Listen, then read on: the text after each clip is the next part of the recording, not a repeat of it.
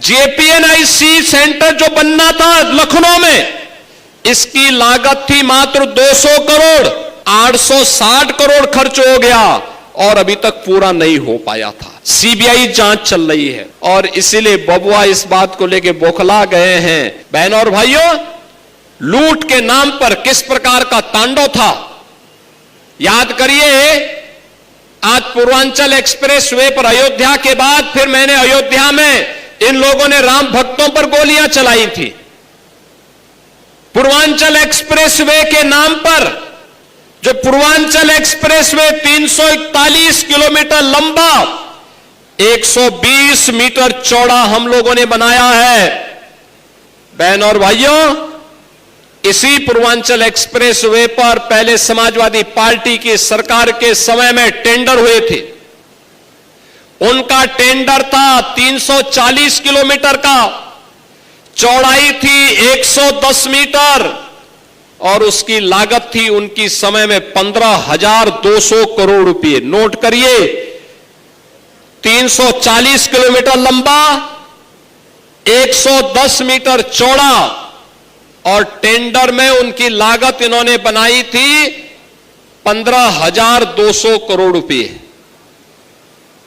जब हमारी सरकार आ गई, भारतीय जनता पार्टी की डबल इंजन सरकार आ गई, इस सरकार ने जब देखा कि जमीन नहीं है, इन्होंने टेंडर कर दिए, उसको निरस्त किया गया और निरस्त करने के बाद फिर से विज्ञापन निकाल करके नए टेंडर आमंत्रित किए गए। अब 110 मीटर की बजाय 120 मीटर चौड़ा किया गया, 141 किलोमीटर लंबा बनाया गया और लागत आई है 11,800 करोड़ रुपए की। बहनों और भाइयों, ये जो लूट थी ये कहां जा रही थी? ये वही लोग हैं जो उपदेश दे रहे हैं। लखनऊ में है एक JPNIC, Jayaprakash Narayan International Centre, JP, गांधीवादी विचारधारा के लिए जाने जाते थे, देश के अंदर मूल्यपरक राजनीति के लिए जाने जाते थे।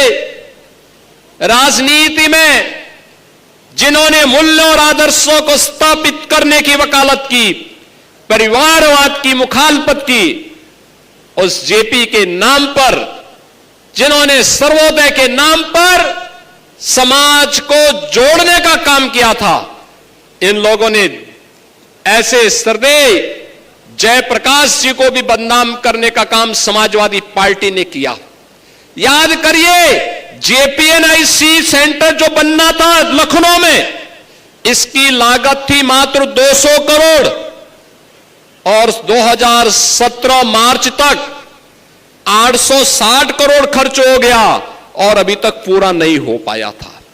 सीबीआई जांच चल रही है और इसीलिए बबुआ इस बात को लेकर बौखला गए हैं कि इनके लूट का, इनके भ्रष्टाचार को उजागर करने वाला, याद करिए 200 करोड़ का कोई कार्य 860 करोड़ खर्च हो जाए और तब भी पूरा ना हो, ये लोग नैतिकता की बात करते हैं।